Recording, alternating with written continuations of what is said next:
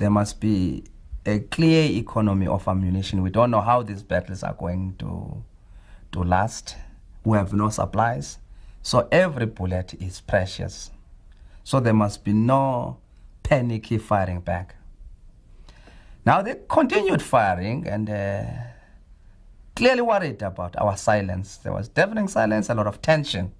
You must remember this was the first experience of a battle. None of us had ever been fired at. And I can tell you, it was frightening because these bullets were passing very close to us, over our heads.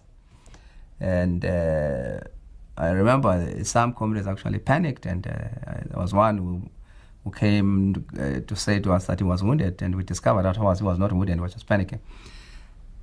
But the arrogant enemy stood up to say, one of them said, where are they? Can you see them? They had thrown caution to the wind, and I suppose they thought that we're scared. And our comrades said in Zulu or Xhosa, Nankuya. And man, our fellows just opened almost at the same time and shot two of them. And fortunately, the guys they shot were the commanders. And you see, a regular army, unlike a guerrilla army, depends on a commander. The commander is the key person. When the commander is,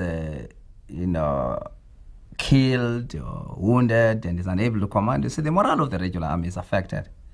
So there was a lot of panic on their part, and they began to run away. Then we began now to chase them and to really, dispel the attack. We neutralized the attack. And we discovered, you see, for the first time that, look, we are dealing with people who are also very afraid. Because in running away, they left behind their weapons, their supplies of ammunition, food, and everything. I mean, that is sort of a very undisciplined way of retreating. You see, you don't retreat and leave behind your guns, you see, because how are you going to fight again? So they ran away in a very disorderly manner. And that was our first baptism of fire. We're baptized now. We're stronger. We had, the fear was gone. No, the nervousness, the throbbing of the heart against the ribs, it disappeared. You see, we're all unnerved now. We're very cool and determined.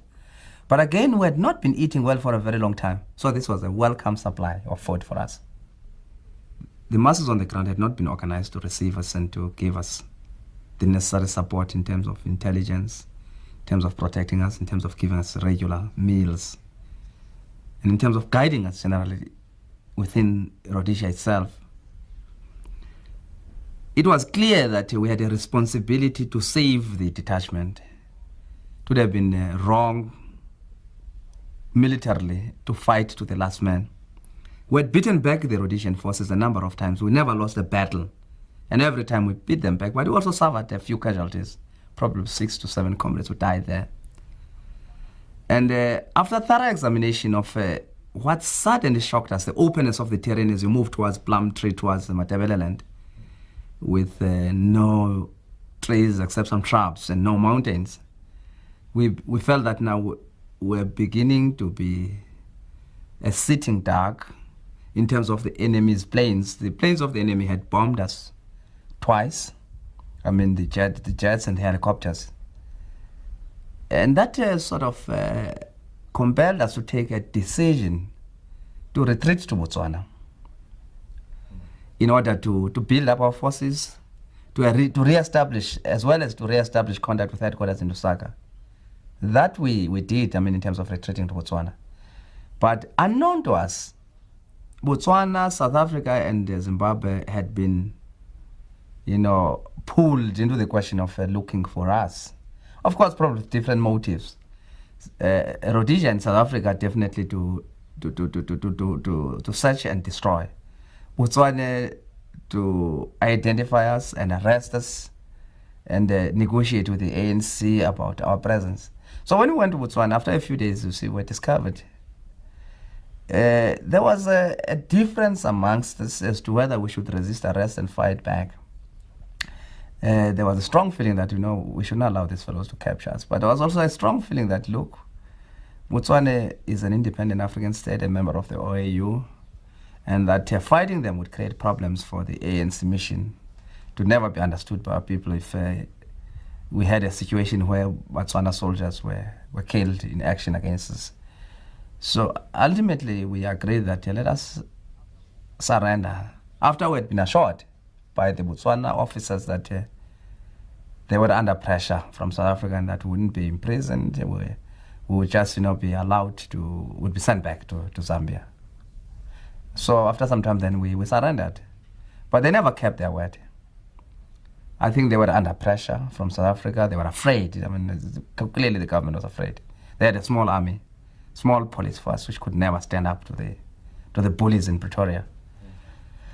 So the price they had to pay was actually to imprison us. We were sentenced to long terms of imprisonment, 4 years, 5 years, 6 years. And we served sentences in the Gaborone maximum security jail. I was a militant and angry young man.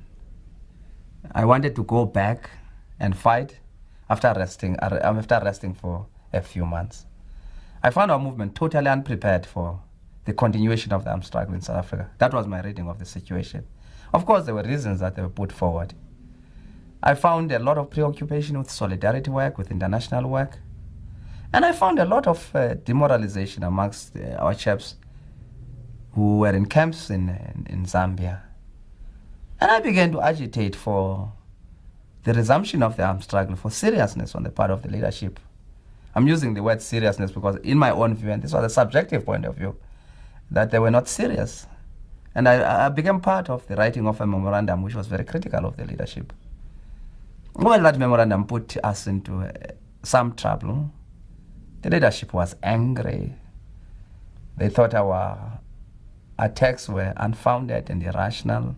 And some of them felt that our attacks bordered on insubordination and on mutiny. We were suspended from the organization. But that memorandum brought about a lot of heated discussion within the ANC, the need to have a conference, the need to work out a clearer strategy of struggle, of revolutionary struggle. And ironically, there was the Morogoro conference. We were excluded from the Morogoro conference because we were regarded as rebels. But I'm able to say that Morogoro conference ushered in serious discussions which led for the first time to the formulation of a clear strategy about the waging of a revolutionary war in the country, of a people's war, the need to build the underground, the need for propaganda, the need for mass mobilization. So despite the fact that, I sort of suffered as a co-author of the document in terms of isolation, in terms of suspension, but I felt that I was going to accept any sort of punishment because I told the people, though some of them thought that I was a traitor, that my basic objective is struggle in South Africa. I could have left, as others did, and to go and study. I had a degree from Rhodes University. But I felt that I was not going to go and study. It was my revolutionary duty to be part of the armed struggle of the revolution in South Africa. So I was able to understand, the anger and the bitterness of others. And but I felt that, whatever they said, I was not a traitor. I had no malicious intentions in writing that document. That document was a product of my own subjective feelings about the need to intensify the battles inside South Africa. And I'm happy that, we remained and they continue to be part of preparations for the continuation of the political and military struggle inside our country. I want to be honest. I was annoyed. I was marooned in the Transkei when the decision was taken to suspend the armed struggle. My indemnity had been withdrawn. I spent more than 27 years in MK. I'd spent the best part of my life in an armed struggle against this regime. I was angry and bitter that this decision was taken without comprehensive consultation. That was my immediate gut feeling. I didn't sleep when our delegation was locked with de Klerk negotiating. I was waiting for the outcome. When there was that press conference early in the morning announcing the suspension of military activities, I felt like crying. I'm one of the people who have seen comrades dying, both inside the country and outside the country, in the struggle against the regime of terror in Pretoria. I know the names. I know the faces. I know how these young people put aside everything in life to concentrate in the fight against white domination. And I said to myself, probably this was the right decision. But why was it that there was no widespread consultation with those who were actually involved in the physical side of armed struggle? That was my initial reaction. But like a disciplined soldier, a disciplined member of the movement, the decision had been taken. I had to understand this decision. And when it was explained that it was important to maintain the momentum of negotiations, I was ready to be reined in to explain it to other comrades. And I did it. Because in a movement as big as ours, sometimes you've got to subject your own strong personal views and accept the views of the majority in the leadership. There's a certain form of attachment that South Africans have for this country. I'm speaking about those with whom we shared times in exile. I'm speaking about the excitement I sensed in MK cadres coming back into the country, even before I came back legally. How they felt good about going back to South Africa, though they were going back to fight. That's the sort of love and patriotic fervor that we had. When I was coming back, I was saying that for me, this is a moment of happiness, of joy, sheer joy. To listen to our people speaking their own languages, to be able to read South African newspapers, to be able just to sit and watch our people. The beautiful people of South Africa who have been subjected to a cruelty no other people, or very few people in the world have seen.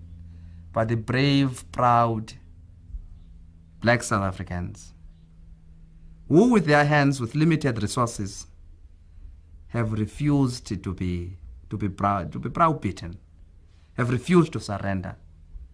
For although I was not coming into a situation of freedom, but I knew that nothing would stop us from marching forward to freedom, to a new South Africa, into a free country, into a country where they would fight for social justice, in a country where we would begin to tackle the problems of the poverty of our people.